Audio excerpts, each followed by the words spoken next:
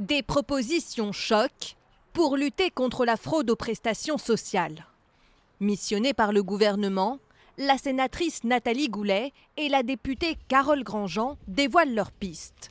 Parmi elles, revoir la base de données des bénéficiaires qui devront fournir une preuve de vie. Ça ne veut pas dire que les gens réputés morts ou réputés vivants ou réputés fantômes ou réputés sans nom patronymique perçoivent des prestations, mais vous m'accorderez qu'il faut qu'on fasse la lumière sur ces chiffres.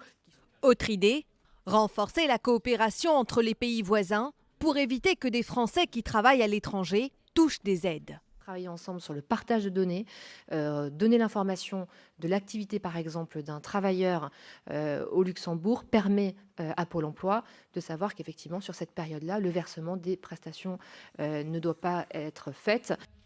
Enfin, désactiver la carte vitale quand la personne n'habite plus en France ou est décédée. Un des mécanismes que nous proposons pour cela, c'est effectivement de la limiter dans sa durée de vie et de prévoir les conditions de son renouvellement. L'enjeu est énorme. L'an dernier, 450 milliards d'euros de prestations sociales ont été versés en France. La fraude représenterait entre 3 et 10% de cette somme.